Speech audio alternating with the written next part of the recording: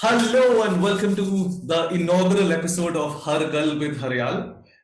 It is where me, Haryal, would welcome these amazing guests to come and have these conversations with us to go with the inherent flow of the podcast, which is to learn through conversations. I have a very special guest with me today, my wonderful friend and incidentally the co-founder of the first startup I ever had. Please welcome Pradyut Khande, ladies and gentlemen. Thank you. Thank you so much for having me, Mihir. So glad to connect with you after all these years and really be a part of this fantastic initiative that you have kickstarted. Thank you so much, Pradeep. I really hope that the main message comes out. And when I was actually thinking about learning with conversations, I realized that one skill that most of us really need to understand and are not really taught very well in schools and otherwise is really the skill to market ourselves. Because no matter Hmm. what domain you are in, uh, Right. you do need to learn what the basics of marketing are like, and how that could really influence the way that you project yourself to the outside world, right? And when I was thinking of that, I just realized that you are one individual who has been professionally, semi-professionally slash professionally, because you did this before you were 18, so you've practically been marketing since before you could actually vote. Yeah, But that's a very interesting take on things. well, I mean, how did that all start for you? Because as I recall, your parents wanted you to be a doctor, and you actually wrote Yeah. the exams and all of that. Like, so how did marketing start for you professionally? Uh, as I said, really interesting. And what I'd like to point out here is that it's not just me, but it's each one of us that actually start some form of marketing throughout our formative years. We don't quite know what it is, but we're doing it at the back end. And at the foundation of marketing is storytelling, right? And as human beings, we tell ourselves stories, we tell others around us stories, and before we know it, we have developed a core consciousness of marketing even before we become marketers. So, a lot of that has held true for me as well. Simple examples like, when you're running for your prefectorial candidature in school, the kind of offline campaigns that you would be running through banner ads and, creating those placards, so that's your offline marketing. And then think of the time when MySpace, MSN Messenger, Orkut, the entire world of social media was just sort of like opening up for us. So you're testing your content, your copywriting skills, you're trying to understand your target audience, who's going to vote for you, etc. You're trying to see what's going to make them tick, what sort of positioning and messaging is going to work with that particular target audience. So little things like that. When you go about fundraising, so I did it when I was working with the Spastic Society of India, the Bombay Ornithological Society. These are non-profit organizations, but these were minor projects that I took up while I was in school, and as you rightly mentioned, before I was of age to vote. So fundraising activities where you're using your creativity to sort of get, if I could put it crudely, rich people to part with a lot of their money. Right. So that's another instance. Another example that comes readily to mind is, as you mentioned, my parents wanted me to become doctors, but it was just something that didn't sit right with me. I didn't think it was a life that I could commit to wholeheartedly for pretty much the rest of my living days. So I had to be a marketer there. I had to sell them a reject dream. I had to tell them that I wanted to be a businessman or someone in the corporate world. So that's marketing a future persona of myself, right? At the end of the day. And in my first year of college, one of the ideas that I sort of dabbled with was something called Focus Copy, where we were trying to sell advertisement space on those Xerox notes outside the colleges.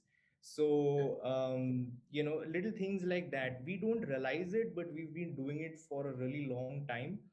So that's just a bit of a backstory for me, dodging the doctoral bullet, getting into the world of business and administration with my BBA at NMIMS, and of course, following that up with a short stint in public relations. And then, of course, I did my MBA at SIU with you. And then, of course, onwards and upwards, where I've truly become a marketer. So, The Right. bottom line here being that we've been marketing even before we've known it. Yeah, which is actually very interesting, because it just boils down to the fact that sometimes we end up being a marketer without realizing we're a marketer when, say, we are running college fests, or sometimes Absolutely. even getting people to go to a particular class, which you really want to go, and then you kind of, in a way, you're actually campaigning for your friends to visit that class because you want to have a certain level of attendance, and Think about whatever it all may. those think about all those weekend plans that you made, yeah, with those four, five, a gang of four, five friends of yours, convincing them to go to a particular place at a particular time on a particular day. At the end of the Right. day, what are you trying to do? You're trying to shape behavior, influence behavior of a collective group through a message that you truly Exactly. believe in. Exactly. And see, that actually leads up to my next question, because so you inadvertently started off with these small scale startups, some of which went Right. on to become pretty big, but we'll talk about that in a later segment. But Sure. the takeaway here is that, so you were dabbling with startups, you were professionally involved with small scale organizations, and then you ended up working with Infosys, with ICICI, with so many more, right? So having the experience of working in a startup and corporate, I really wanted to understand that in the last few years, since the startup world has really taken India by storm, I see Right. this sense that many people want to leave their corporate marketing jobs, or like want to Mhm. leave their corporate coding or development jobs or whatever, and really enter startups to try and want to market their startups, and go into that segment. They think that Right. corporate marketing is probably not giving them the level of satisfaction they want, or whatever the reasons may be. But Right. for someone who's probably on the fence on this decision, Yeah. what would you tell them? How different is it to market a corporate versus marketing a startup? So I've been on both sides of the table actually. So I've obviously had a couple of startups of my own. I've worked in marketing as a SaaS marketer at a startup like CleverTap, which is well on its way to becoming a unicorn today. I worked in the enterprise tech space with brands like Infosys, ICICI, and now Netcore. The point here is that let me start by stating the advantages of working in a marketing function at a startup. There's definitely more exposure, and you have to understand truly that your job designation, which is an associate marketing manager or a marketing manager, it does not encompass all your KRAs, because at the end of the day, a startup runs a really tight ship. It's a lean team, so the kind of KRAs, your key responsibility areas that come in are plentyfold. You aren't just restricted to writing copy, running ads, doing email marketing, coming up with the next offline branding campaign. There is so much more to do, so much more to learn, so much more to scale. So, which is why the learning curve is very steep, and it is very expedited, because most startups embrace the entire concept of fail fast and scale faster.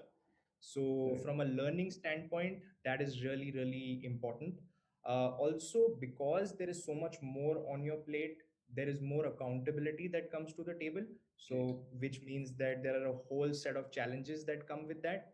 Um, it forces you to grow up faster in life, both personally and professionally, because you have to figure it out for yourself, and you have to do it fast, because you may not have the guidance, you may not have the mentorship, you Right. may not have the time to make those quick decisions. So you have to figure out a lot of things by yourself. So you are compelled to ask both yourself and those around you more critical questions. So it helps you think through things a lot faster and with a lot more clarity. And obviously, there is a high risk to reward ratio involved here, because you have taken the gamble to go to a startup. You don't know whether it's going to stay afloat 12 months down the line, but you have to believe in the But cause that the Pradeep, founder. Pradeep, here's Yeah, something, right? sure. The fact that a startup exposes you to a lot of things, because in many cases, as a from a bird eye point of view, if I were to look at it, Sure. the kind of Sure. work that a corporate marketing director does is very Right. similar to the work that an assistant manager would do at a startup, because their designations don't matter, right? It's all about that, 100%. तू एक बंदा है, सब कुछ खुद ही करेगा, right? हमने Correct. marketing की, So like it so happened, right? In one of the Common joke there is you are like the OMG, the only marketing guy. Yeah. yeah, exactly. And there was this one conversation I had with one of my clients, okay, and I asked him, so if you want to scale up your business from 0 to 100, Sure. how much marketing budget you're willing to have? And they're like, look, we hired you, you are a marketing consultant, our marketing budget is your salary. And you know when your back is when you have your back against the wall, you really have to Yeah. start thinking and get to something. But all of that really ends Yeah. up glamorizing the startup marketing industry. But what about corporate marketing? Is it all that bad? I mean, Yeah, so is I was coming to that. That was my last point when it came to the advantages, the high risk to reward ratio. okay, When it comes to enterprise or corporate level marketing, obviously there is so much more structure involved. There is a lot more security. You can count on picking the brains of and getting mentorship and guidance from folks who have already proven themselves in the industry over a period of time. right, The budgets that you're playing with will obviously be far more. You may not be a sole custodian of the budget, but you know exactly what budget your marketing team may have signed up for on a yearly, half yearly, and a quarterly basis. So the playing ground in terms of how to spend money is vast, but right, what you end up doing, that entire kitty or basket of money could be limited, because those strategies have already been put into place by someone two levels above you. I'm talking about someone who is an entry level marketer or someone right, who's a deputy manager, assistant manager, right?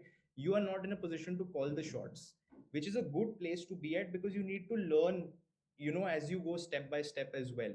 So it is a very structured setup. The risks are obviously a lot lesser because it's such a large organization and they can afford to make those mistakes. right, But I just feel that if you are looking to scale fast, and I think a lot of us millennials today are looking to do that and truly invest in a company, in a mission that we believe in, then a startup could be something that you might want to look at. But always bear in mind that with great risk also comes a lot of there are a lot of challenges that come with that, so it is never going to be smooth sailing. right. Similarly, in the enterprise space, also, right, there may be occasions where things are not moving fast enough.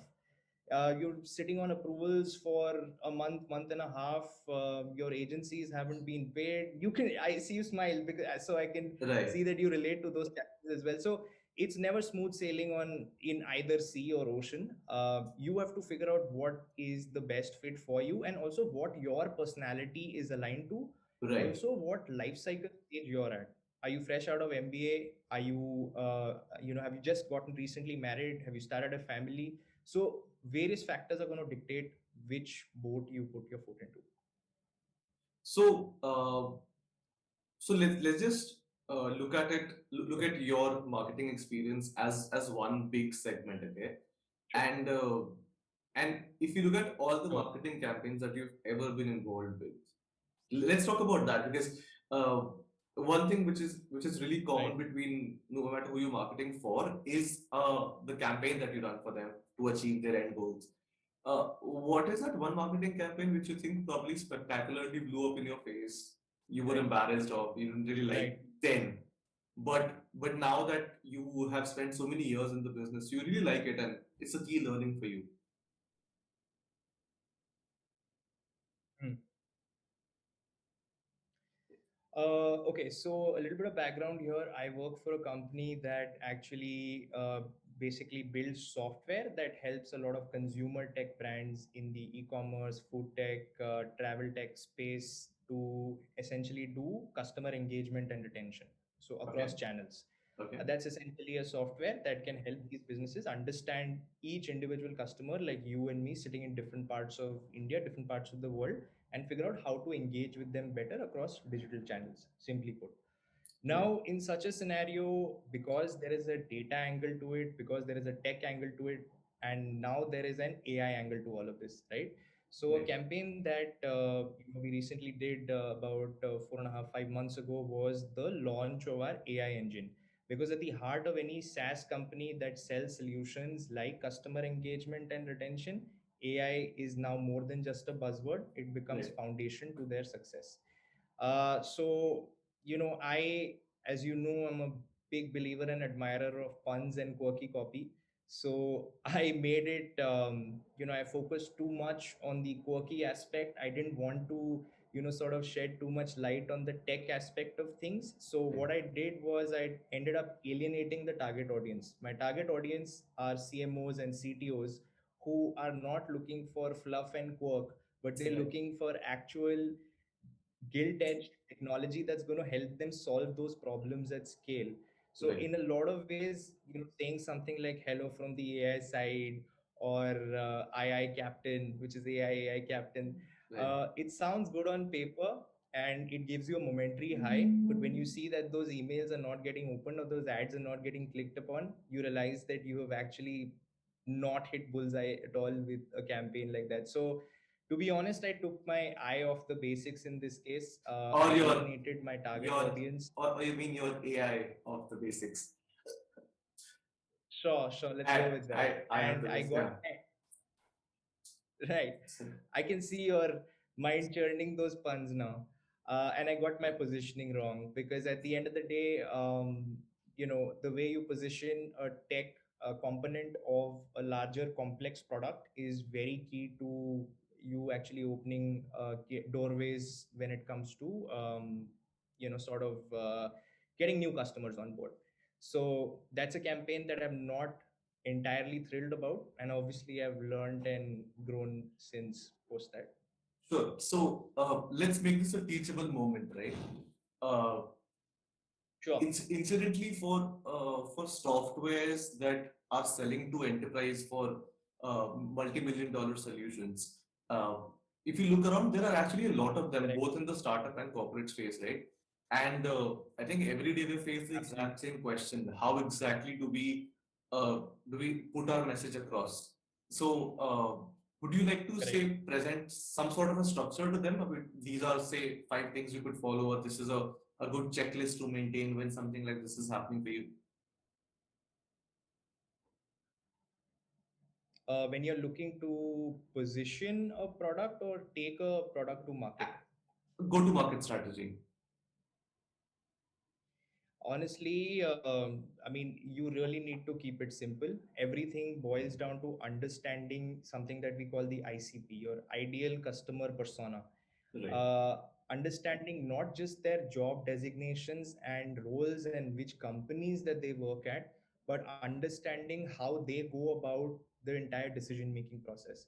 Because unlike the B2C segment where FMCG, consumer durables, food tech, ed tech, everything is purchased on impulse, on intent. The sales cycle when you're purchasing something like a B2B SaaS product is so much more. It can take anywhere between 3 months to 1 year.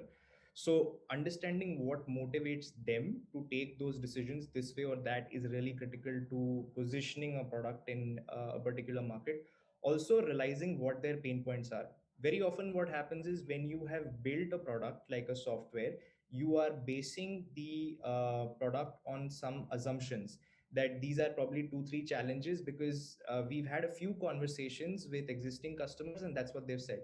It's Right. easy to generalize. What is critical is that a software is supposed to solve a very niche problem, because if that was not the case, then it would not give a lot of these startups an opportunity to get into these niches and solve those key problems, right?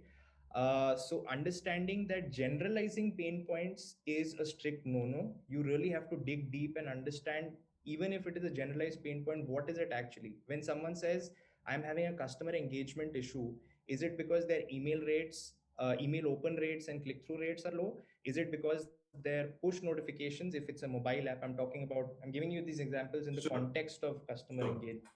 Yeah. Is it because they're a mobile first app and their push notifications are not even reaching the target audience? Little things like that. So go, always keep going levels deeper to understand the key challenge, because very often in the tech space, jargon and really complicated language can complicate the actual problem. So Right. ask those questions repeatedly.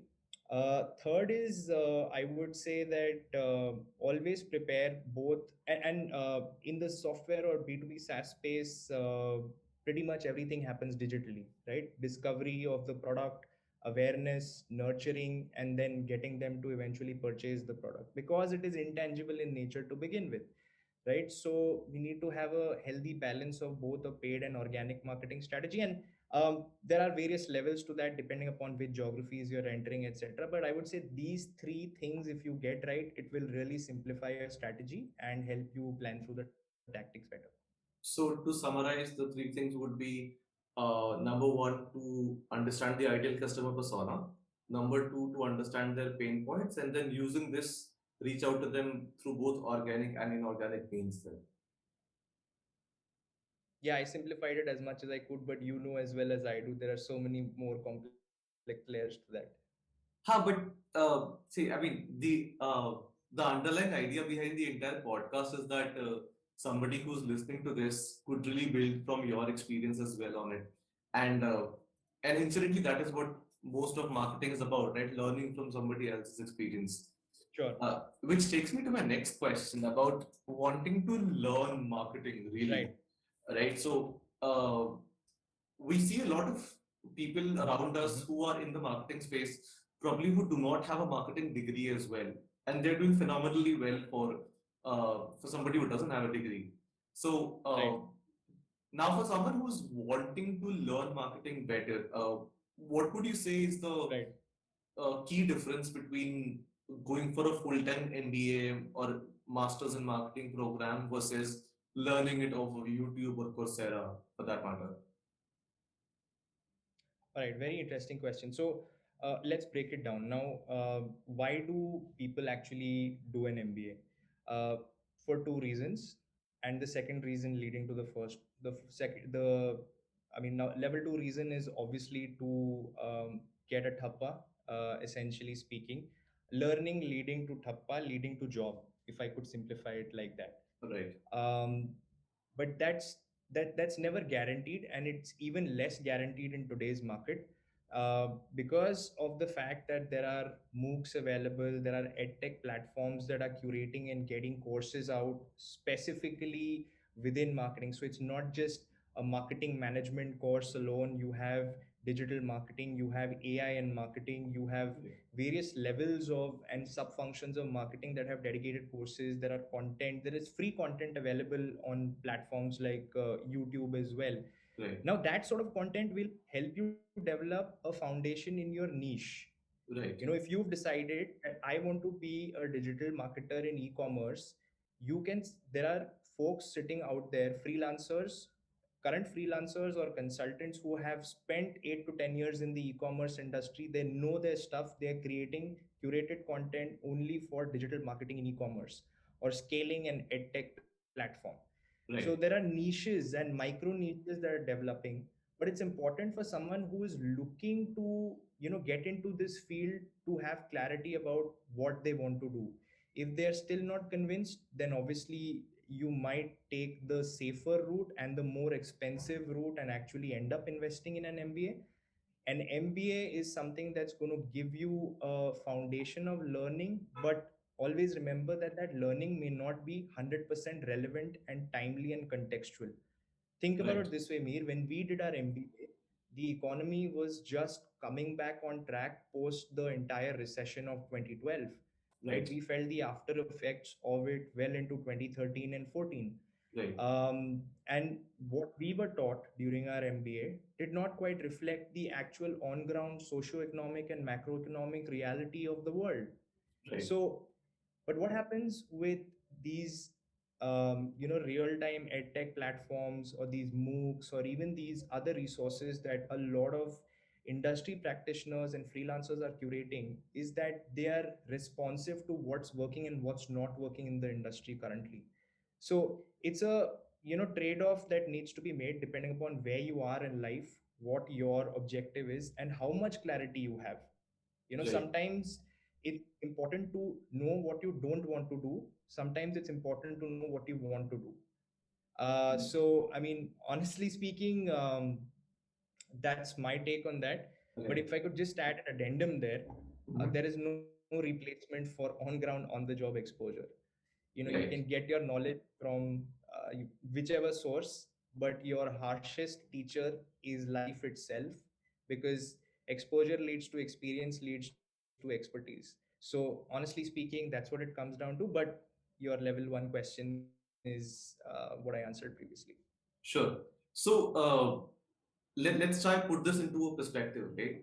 Uh, Now, with all this experience that you had post your MBA and post a bachelor's degree in marketing and all the on-job Sure. experience, if you actually went back to college today, say Pradyut Mm-hmm. Hande of 2021 met Pradyut Hande from say 2013 when you were starting off with your MBA or even contemplating the idea, right? Right. Uh, Right. knowing that you couldn't have changed the past, what would be the Yeah. key tips or key takeaways that you would want to give to somebody who's starting off with an MBA program?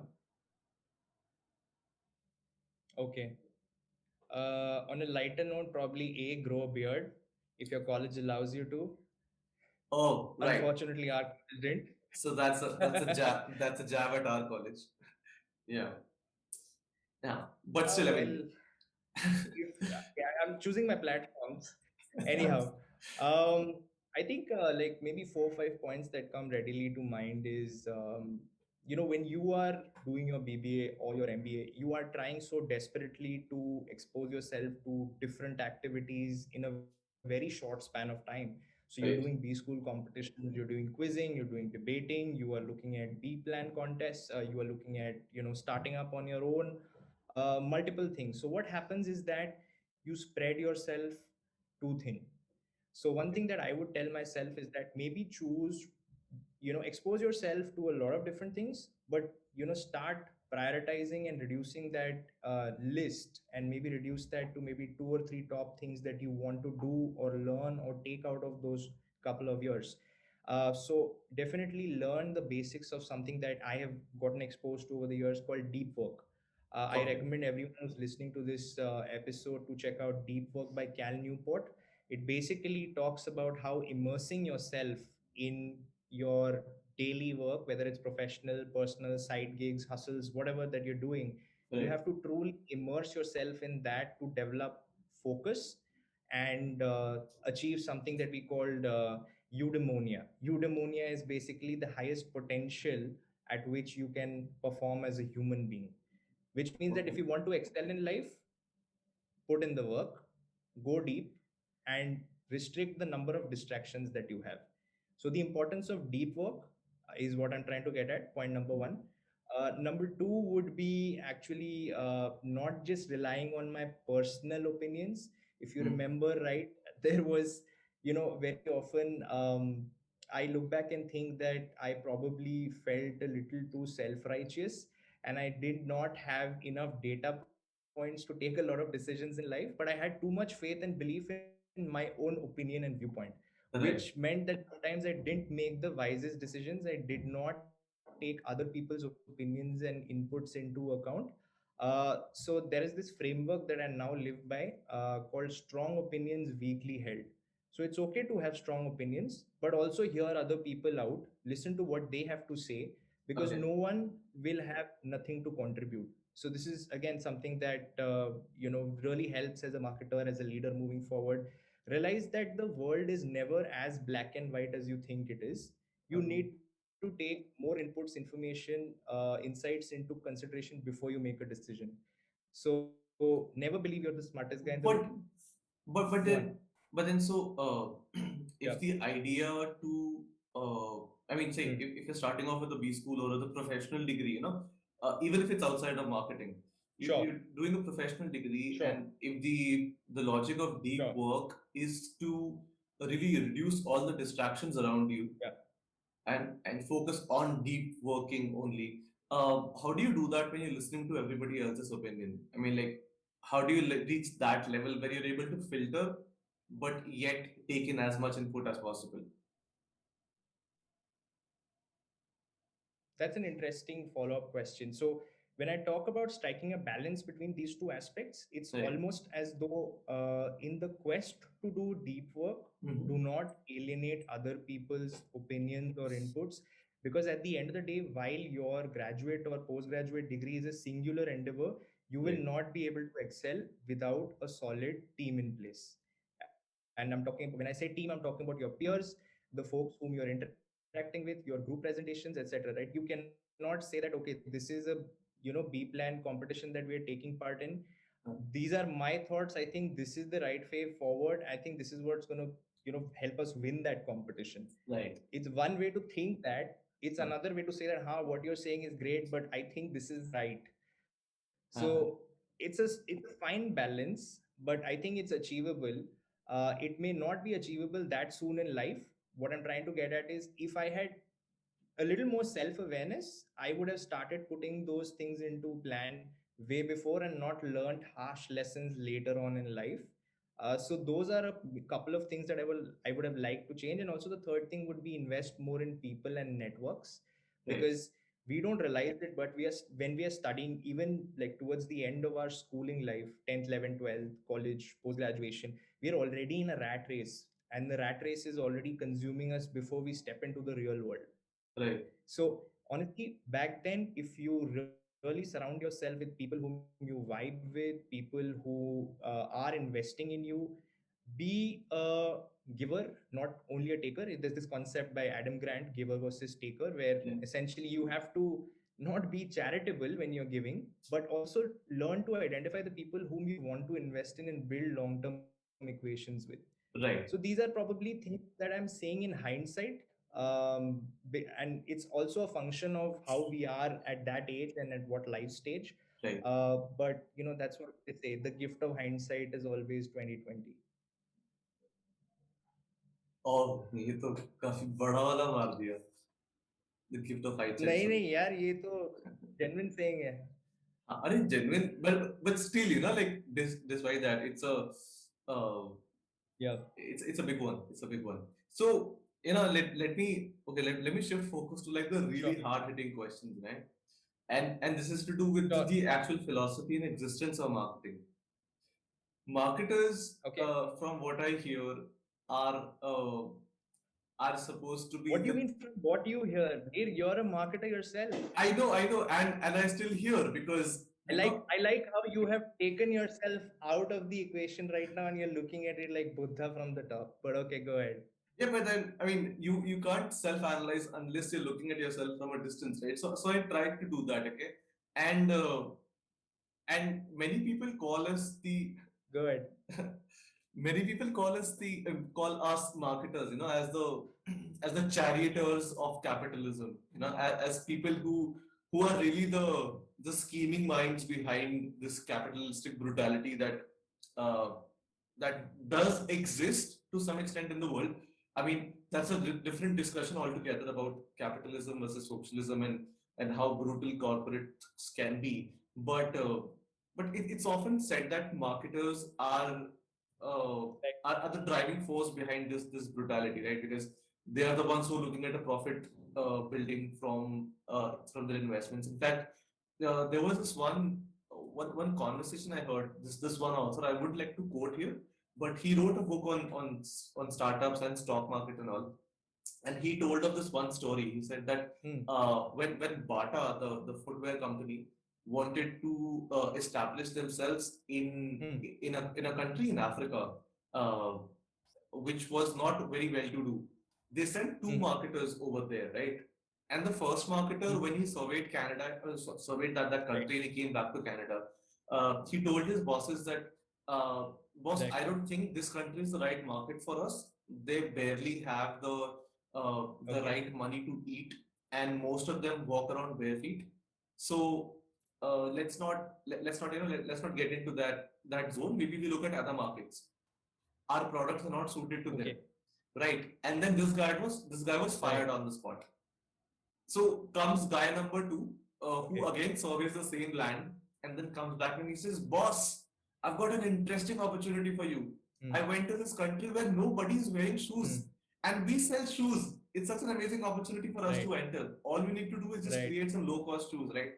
Now, Right. uh, now this guy, obviously he was exaggerating at a lot of different Right. points, but then the point he was trying to make is that marketers look at the weakest link in the society and they want to quote unquote exploit it as much as possible, right? To make money. Mm, Uh, correct, but then, correct.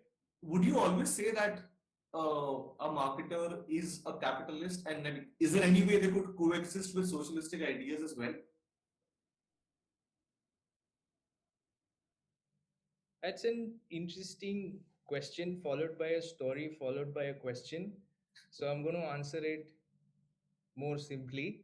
Okay, Kotler says that the purpose of marketing Kotler, is to Kotler here create being shareholder value and profit. Kotler here being Philip Kotler, like the one who wrote Philip Kotler. the Bible on marketing. That guy. Yes, yes. The Okay. Bible of marketing. Yes, that guy. Okay, so All right.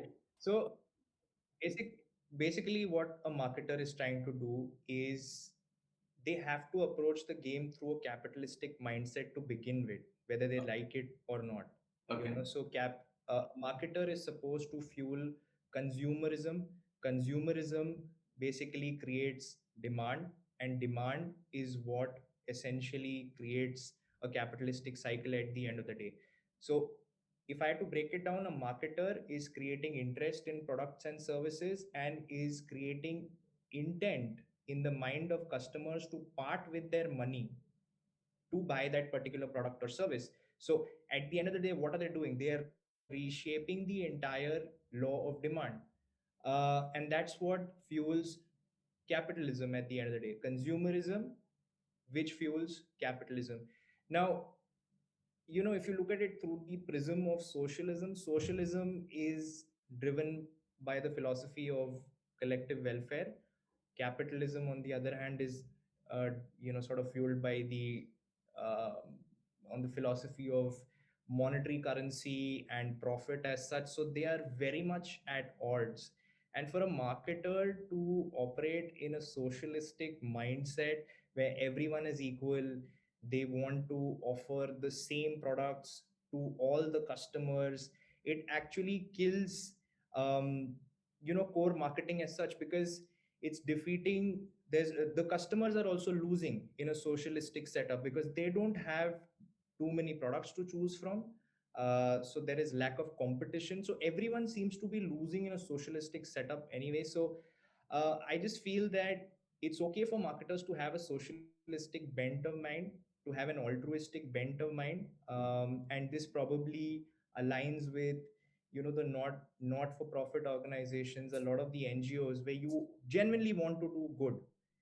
But at the end of the day, a marketer without a capitalistic mindset, without the mindset to create revenue and value, will not really cut it in today's environment. So today's ecosystem also does not lend itself well to a marketer who has strong socialistic beliefs. It's okay to hold them personally, but to implement them on a professional level and actually get people to recognize you for that, I think is extremely challenging in today's times. And I say this from personal experience. right. So you mentioned about this term called the law of demand that a marketer Yeah. needs to adhere to. So what exactly is this law of demand, Rajat? So law of demand basically is, essentially you are creating demand for products and services where the lower the price, the higher the demand, Right. technically speaking, logically speaking, for a particular product or service. But over a period of time, because there is, you are trying to understand the psychography, the consumer behavior of your target audience, customers start reacting irrationally to that as well, right? So Right. basic law of demand I just explained, where lower the price, higher the demand. Very often what happens is there are categories of products and services where even at a high price point they continue to sell like hotcakes. The Right. Apple iPhone is a classic example of that, right? Right. So uh, fundamentally speaking, theory has some space in our lives as marketers, but we also have to account for how irrational a consumer can be. Right. So, another book that I would recommend for our listeners to check out is Predictably Irrational by Dan Ariely. So, do check that out. It's going to give you a brand new outlook on how theory coupled with the rationality coupled with emotions actually shapes consumer behavior, and as a marketer that's very important to understand. Right. Okay. So, I mean, having understood that, uh, how Sure. exactly, now that we're slowly moving towards a time where our generation and the ones that are following us very soon, they kind of they're very taken by the idea of sustainable business development, about really caring for the ecosystem, really caring for the environment, and like actually caring Sure. for the weakest man in the room, at all times. How is it that Right. a marketer could really uh, help with this philosophy of sustainable marketing, of building a business that still really cares for the welfare of the society at large? Again, as I said, it's hard to do in today's environment, but many brands are now waking up to the reality that positioning themselves, developing brand values that are aligned to a either being eco-friendly, b either working collectively for the society at large. It's all fitting into the paradigm of cause-based marketing, which is really relevant, especially at this time given what's happening with the pandemic, how the global economy is being affected. So it Right, becomes a selling point temporarily. But if you want to, build a stronger narrative or story around that, it has to be a concerted effort by the brand at large. A marketer sitting in a brand will be able to do only what the brand or the company is telling him to do, right, right? And for that to happen, there needs to be a genuine shift in the attitude of the company at large. so if right, today Pepsi is a water positive company, it's right, not because their focus was to become eco-friendly. It was because there were multiple scandals that broke out in the mid 2000s talking right, about various things, and it forced them into a corner where they said that if we have to change the perception of our brand and reposition ourselves as an eco-friendly or environment friendly company, these are things that we need to do, right? right, So there are a lot of brands that have reacted in a way post a scandal or bit of a challenge along the way, compromising their growth to do this.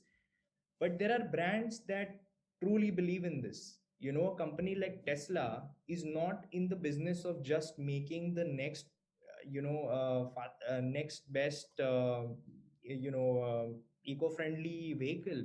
They're in the business of building the safest and fastest automobile that is, so they're not even positioning themselves as an eco-friendly company building eco-friendly products. Mhm. That's the story. They are trying to build the best possible car for humans. Right, Along the way, it just happens to be the case that their cars run on electricity. right, So there's a fine line between that, and coming back to the fundamental question, it's a balancing act. Only if a brand truly believes in it and believes that they can go about it in a sustainable manner, not just because it is the right time to do it, but because it requires a shift in their attitude and strategic vision, only then does it truly work. And as well as I do that customers like you and I, we can see through these you know smoke screens when a right, brand does it just for the sake of doing it, and when a brand genuinely means to do it and has been doing it consistently over the years. right. So the even customers are far smarter and more discerning. So yeah, it works both ways. That makes sense. That makes sense. So essentially, it's just that uh, when you're working for a marketing campaign, it's good to follow the law of demand and of consumerism. But then when you're thinking as a brand and more as a strategic vision, to build sustainability, it always helps to have a welfare outlook, because otherwise, people won't be as perceiving of you, as accepting of you as probably another brand on the block. So it really helps when you're watching out for the little guy. Speaking of watching out for the little guy, Prajit, uh, here's a question Sure. that I keep on getting asked a lot from these people Okay. who are just entering a B school and all, right? Especially the ones with a non-tech Sure. background. They talk Right. about things like AI and machine learning and and technology of different sorts just Hmm. coming up and Hmm. redefining marketing altogether. But then, does it mean Right. that probably everybody in the marketing space needs to know AI? I mean, how exactly does the future of AI, according to you, affect the lives of a marketer, say 10 years or 20 years down the line? I'm going to give you a shorter time span actually. And this is again a question that I get asked a lot, especially because I work in this particular domain. Right, right, Now, simply put, artificial intelligence, it's two words combined together that sounds really overwhelming and scary to begin with. Believe mhm, me, I was at the same mindset. But what is AI at the end of the day, right? It is a framework, it's an intuitive algorithm that has been made by man-made. It's a man-made code. It's a man-made collection of codes that becomes an algorithm. That algorithm then starts learning from data that it ingests, and in this case for a marketer it's learning from customer data. right, What their behavior is across website, mobile apps, how many times do they check their smartphone, email, multiple things, right? So the artificial intelligence or AI at the back end is only as good as the human creator. right. So it's not going to be compromising the jobs of a marketer at all. um, I mean, if I just had to give you a few instances or use cases of what AI is being able to do in today's environment, if you go to an e-commerce platform like an Amazon or a Flipkart, all these product recommendations that you see Mhm, across the home screen, when you add an item to your cart, Amazon will tell you those who bought item X also bought item Y. Those are cross sell product recommendations that you're getting. Think of every time you launch Netflix, you mhm. see a completely different home screen. The Right, content title recommendations are different. Spotify does it. Everyone's doing it. So it's based on predictive technology. It's right, based on understanding what you as an individual customer is doing, and it's predicting what you might do next, right, right? But at the end of the day, we have now entered an era of something that we call explainable AI, where artificial intelligence and human intelligence has to work hand in hand. The AI will do most of the data analytics, the heavyweight lifting, if I had to call it that, and it's going to show you insights. It's going to do some predictive modeling, but the final decision making, a lot of cases, has to be made by the marketer themselves. right, So an AI at the back end will analyze customer data and say that, hey, you know what, this is a customer segment that is most likely to uninstall your app in the next 30 days. The right, AI will give you suggestions on what sort of campaigns that you can run on what channels to stop these customers from uninstalling the app.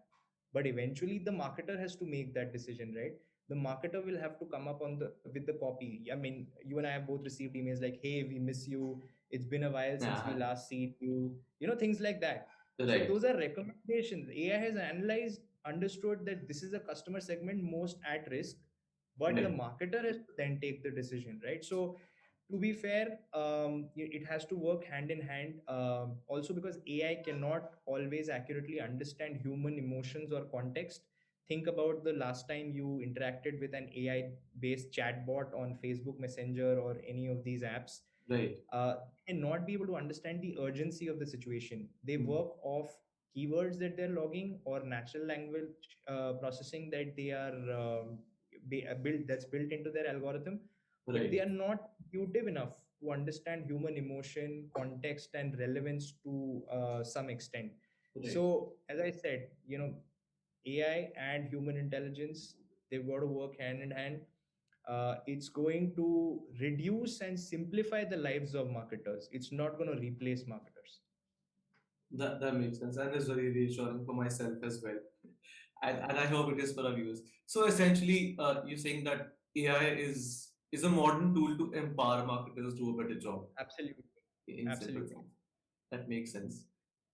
So the marketers listening to this feel relieved and make sure that you. I mean, if you're scared of AI, then I think the best thing we could possibly do is invest more time, energy, and money to really understand how AI softwares work. A lot of these developers of AI tools also hand out courses for free and paid versions as well, where you can understand how an AI tool can actually affect your business. So I think it makes sense that now is a good time as any Right. to really learn how those things work. Okay, cool.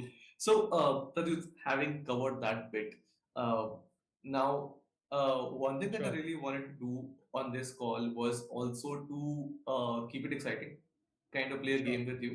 So, this game that I want to play is called Aapki Khatir. Okay. आपकी हाँ so आपकी खातिर में क्या होगा कि some brands will come to you, right? And Okay. and these are brands that us 90s kids, like I'm assuming that most of the listeners of the call would be 90s kids. Uh, so if 90s kids would have heard of this brand, they would really relate to them. So uh, now the game here is that these Honestly, even if they're not from the 90s, they might be tempted to go and check out these brands. I think this should be because these brands actually, I mean, most of these brands that I will be mentioning now incidentally make up uh, for the legacy of the industries in India as well. So yeah, so without further ado, see, the game is very simple. Okay. A brand comes to Sure. you and says कि Okay. प्रत्युत आज की date में India में cricket बहुत बिक रहा है. We want to relaunch ourselves in India with the theme of cricket, Okay. by sponsoring a cricket team. Don't ask us how we suddenly have a lot of money to sponsor the Indian cricket team, but we want to.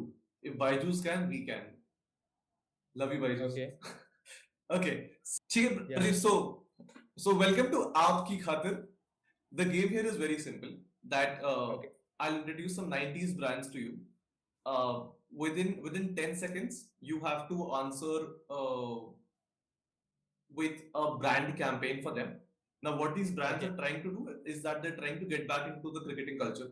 They want to sponsor the Okay. Indian cricket team. कैसे करेंगे वो कैसे पैसे आए? We won't get into that. ठीक है. Okay. The reason I'm giving this disclaimer is because a few of these brands have had a bad history, so Uh-huh. we're not gonna worry about that, right? So I'm just Okay. gonna keep throwing brands at you. The max you Okay. have is 10 seconds. Uh, I have my stopwatch here, sponsored by iPhone. So we're Okay. gonna we're gonna use that. Sponsored by Apple. हाँ, but ठीक है. cool. So we have this ready, and Okay. here goes brand number one. The first brand is Britannia biscuits. Britannia biscuits. Britannia biscuits. I think I'd come up with something like her bite में crunch. Cricket से कैसे relate हुआ ये? Crunch, bro. Crunch. Crunching cover drive. अच्छा, okay, ठीक है. इसके number नहीं मिलेंगे. This is not a good attempt, यार प्रदीप. Okay, अच्छा ठीक है. we'll come up with another one. Okay, here's a brand that has been associated with cricket in the past. Here's Okay. Sahara India Parivar. Hmm. Campaign for Sahara India Parivar. नई भारत नया सहारा. Also because their original tagline was Bharat है हमारा हम है सहारा. So you got to play off the nostalgia. नई भारत नया सहारा. That I'm kind also of keeping it slightly realistic.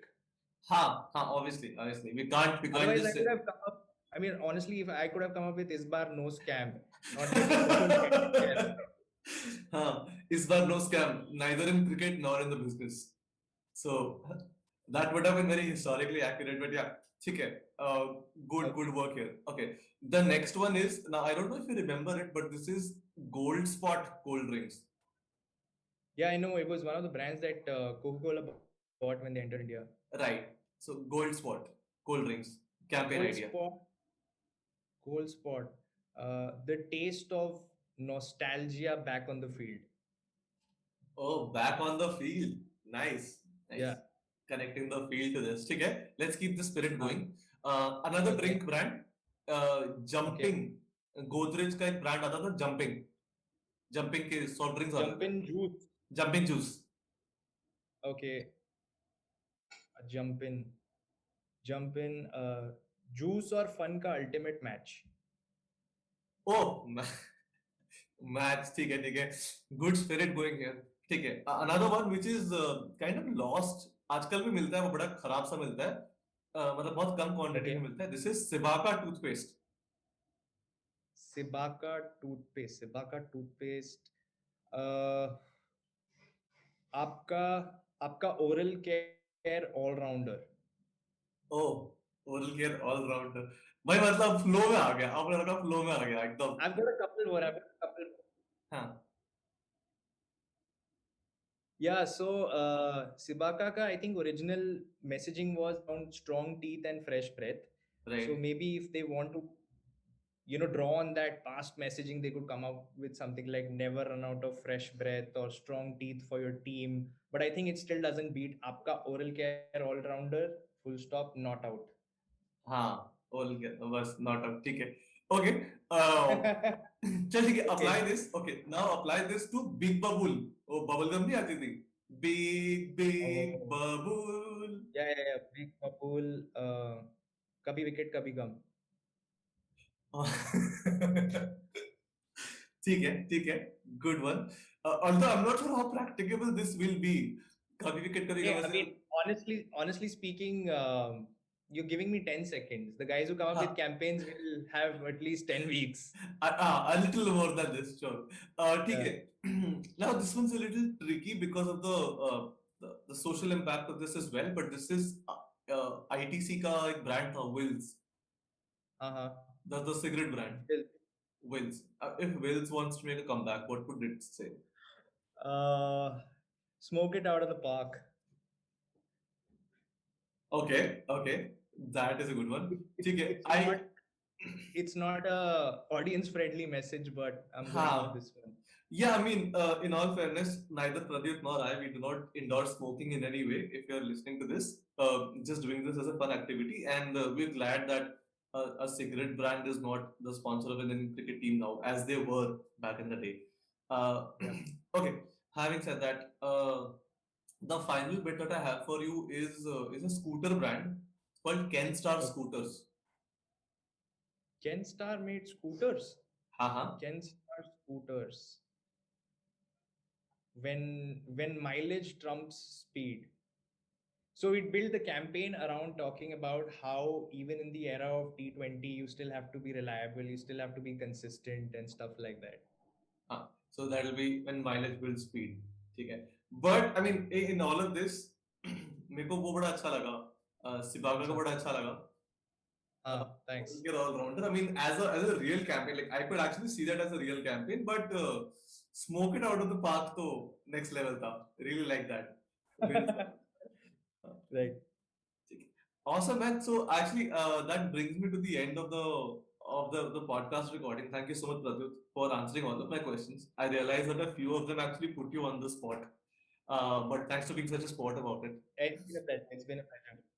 So that actually brings me to the main call to action of the entire podcast. Now, if you're Yeah, listening to this, absolutely. if you're listening to this, viewers, if you have, I assume that you have listened to the trailer as well. The main reason why this podcast exists is to act as a fundraising platform. Now, we've been supported by Milap to create to host funds for the current COVID crisis. Along with them and Oxygen Foundation, we're actually trying to raise as much money as possible to buy oxygen concentrators in India. The reason that we've tied up with a fundraising platform like Velap is that we never really wanted to get into the business of keeping money with ourselves, rather just be a voice to all these people. Now, since we have a celebrity guest with us, Pradeep Hande, if you could give a shout out to the listeners to to to donate to the cause. The links will be made available in the bio and everywhere but possible. But a shout out from you as well would be really good here. Yeah, of course. So I think it's a fantastic initiative that Mir is driving here along with the good folks at Milap. And, while the purpose of this podcast is obviously to learn, engage, and have great conversations, but let's not lose track about the fact that we are also trying to, and Mir in particular is trying to drive change and doing it through this fantastic campaign. So I urge each one of you who's listening to spend a little time, learn more about the campaign, and if you find it within yourselves to definitely donate because it's the need of the hour. And while your takeaway here is lessons and learnings, uh, Mihir and his team's takeaway here would be actually driving on ground change. So I request each one of you to take this seriously and find it within yourselves to donate as well. Thank you so much, Pratyut. So, guys, this was it. This was our first episode on marketing. We have episodes on fitness, on financial literacy, on business ethics. A lot of really interesting concepts coming along the way. So, do keep listening to us. Do subscribe, share, and donate. I hope you like this as well. We are available on every major social media platform. We're available on every major podcasting platform. We're also available on YouTube, as you can probably see. So thank you so much for being a part of this, and thank you, Pradyut. This has been a real good deal. Thanks. Really appreciate you being here. Hey, it's been a pleasure, man. Thanks so much All for having me. right. Thanks, Pradyut. Sign off.